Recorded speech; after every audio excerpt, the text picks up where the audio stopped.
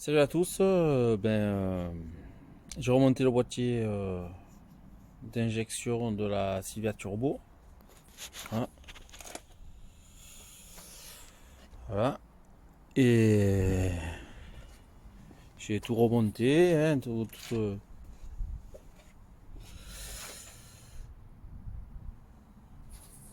voilà. Hein. Et bon, il s'avère qu'elle démarre toujours pas, c'est normal. Hein. Moi, je m'appelle Joe Laguigne, donc c'est mon métier, c'est ma destinée, c'est voilà, c'est toute une, c'est une sketch.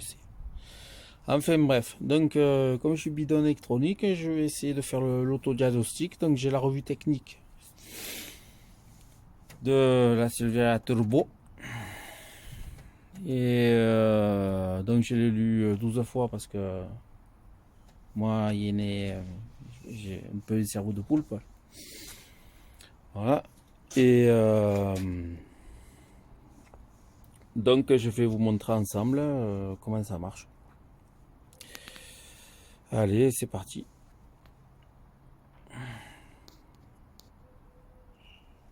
Alors.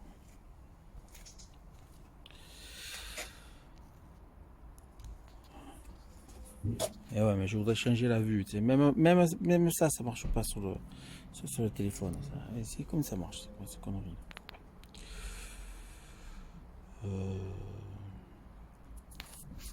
Normalement, on devrait pouvoir changer.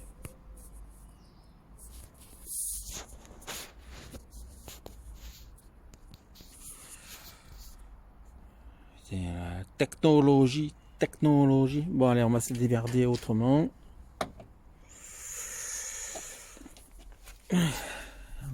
On va se démerder autrement. Putain, comment ça marche ce truc-là?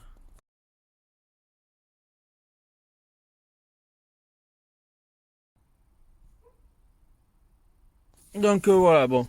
Ouais. Voilà, le boîtier d'injection il est là. Euh, alors, ça c'est la revue. Hein, d'accord. Sylvia Zboob.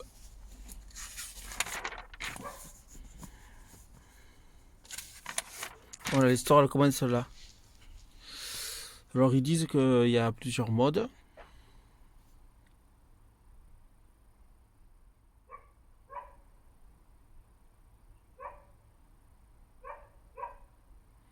Ça déjà rien compris. Voilà. Alors voilà ce qu'il faut faire. En premier, il faut faut tourner dans le sens des aiguilles d'une montre. Ok.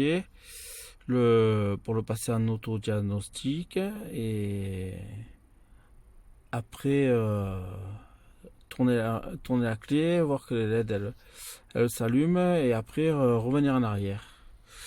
Donc là il parle et toujours des modes que c'est franchement les modes ils me cassent les couilles, j'ai rien compris.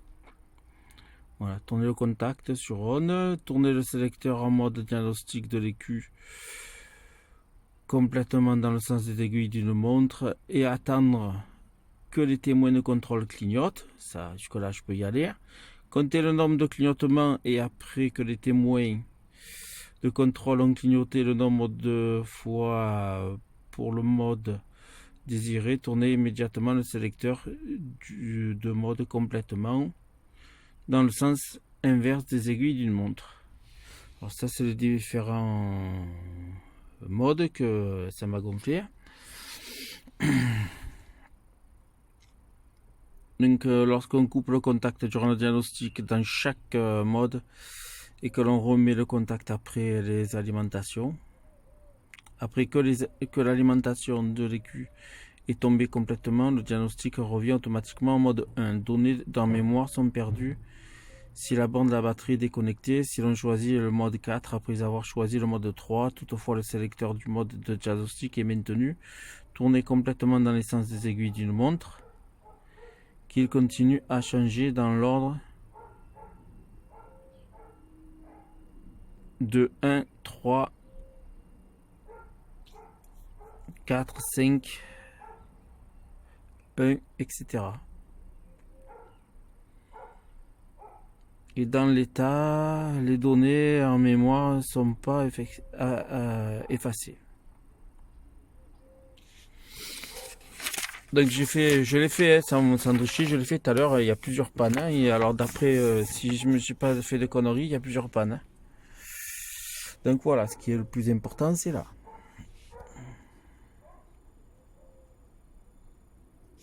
Alors je vous lis.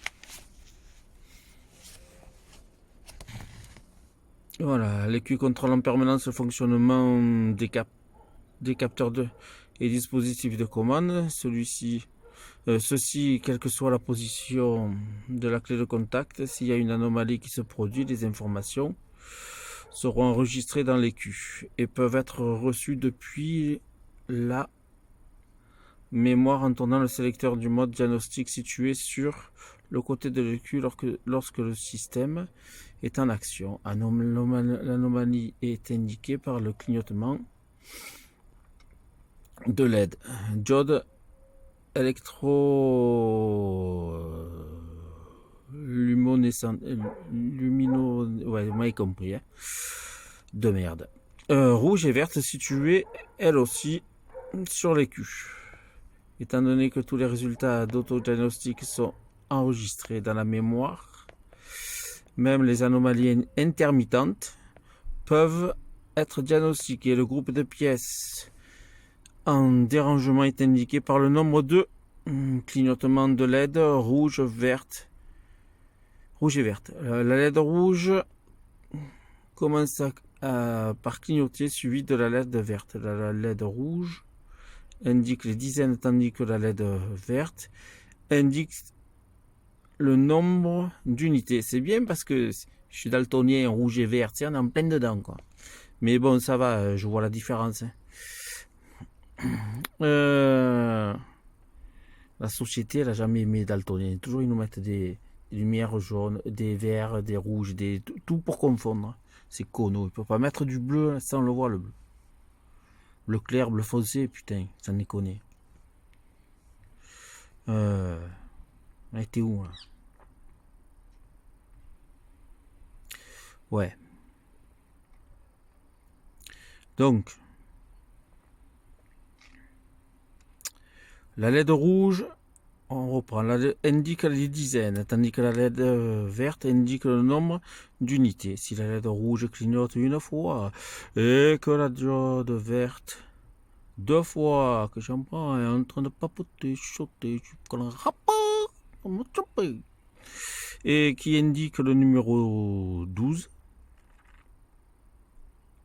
ce qui indique le numéro 12, qui signale une anomalie de signal de débitmètre. Voir ci-dessous, là, 12 débitmètres. D'air. Les problèmes sont de cette manière classés par des numéros de code. Lorsque le moteur ne démarre pas, c'est mon cas, le lancer pendant plus de 2 secondes avant de commencer l'autodiagnostic. Avant de commencer l'autodiagnostic, ne pas effacer les données en mémoire. Si ces données étaient effacées, la fonction autodiagnostic pour des anomalies intermittentes serait perdue. Les données en mémoire sont perdues si la bande à batterie est déconnectée, si le mode 4 est choisi après la sélection du mode 3.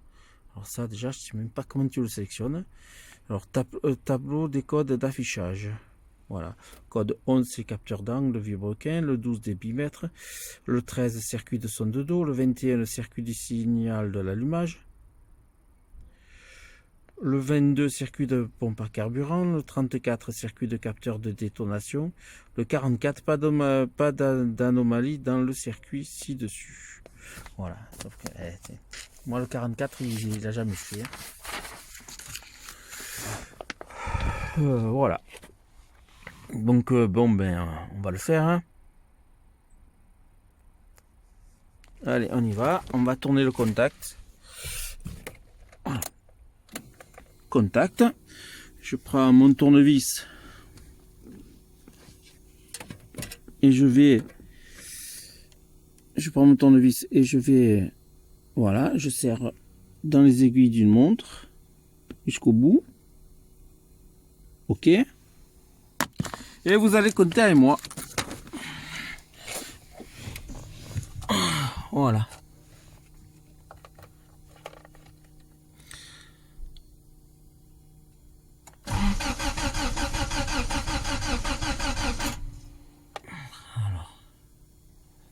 12 là.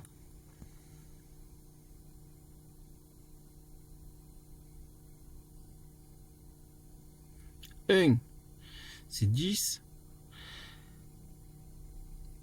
13.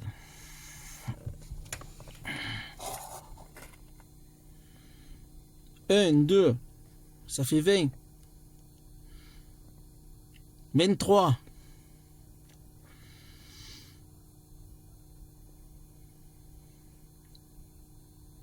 1, 2, 3, ça fait 30. 1, 31.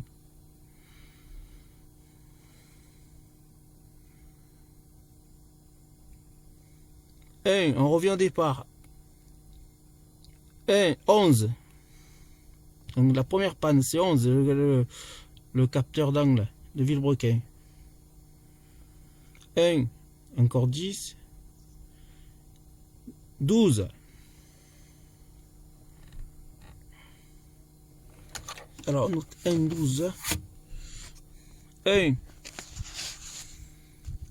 1, 2, 3, 13. Donc on a 11, 12, 13.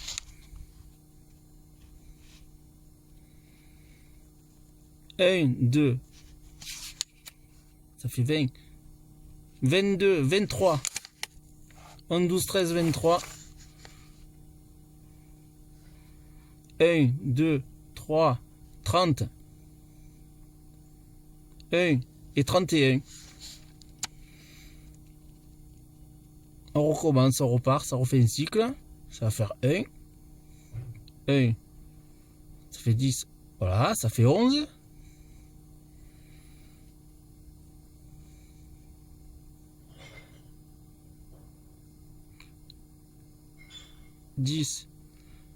Et 2, ça fait 12. Donc 11, 12.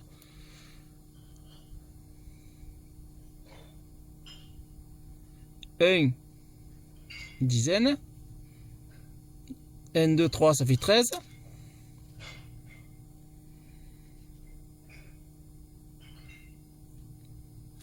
1, 2, ça fait 20. 1, 2, 3, 23. Ça fait 1, 12, 13, 23. 1, 2, 3, ça fait 30. Et 1. Et voilà. Voilà. Mais on remet le Y0 là. Et c'est pas celui-là de tournevis.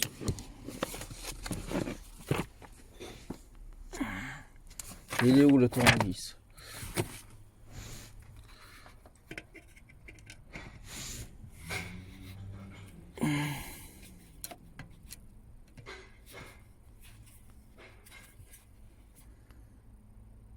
Voilà.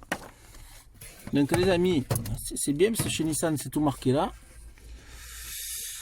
On peut voir. Alors, on a dit le 11. Capteur d'angle de démarrage. Le 12.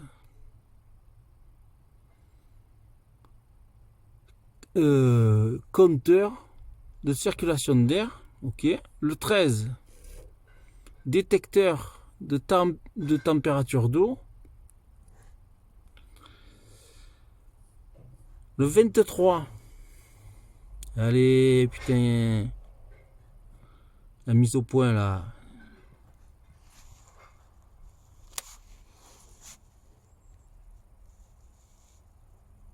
Le 23. Interrupteur de marche au ralenti.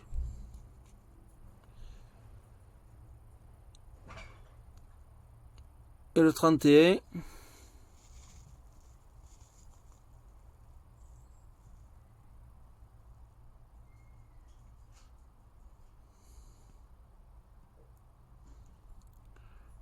Connecteur d'air.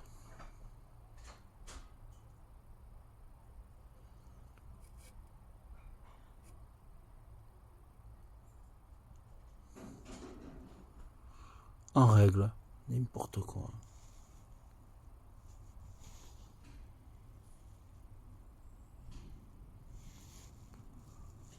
Voilà. Voilà apparemment les soucis détectés sur la voiture. Donc je pense que le démarrage c'est le capteur d'angle. Et je pense que il me faut un allumeur. Et après pour l'eau et le ralenti, ouais c'est vrai qu'elle boitait un peu, mais bon. Le ralenti a toujours bien tenu. Donc ben, dites-moi si j'ai bien fait, si j'ai mal fait mon diagnostic, parce que voilà, je suis pas un pro de l'électronique. Et voilà, hein. Donc comme je disais, je suis pas un pro d'électronique. Mais je voulais savoir si j'ai bien fait ou j'ai fait n'importe quoi. Donc voilà, vous pouvez commenter, y a pas de souci. Allez, la bise, ciao.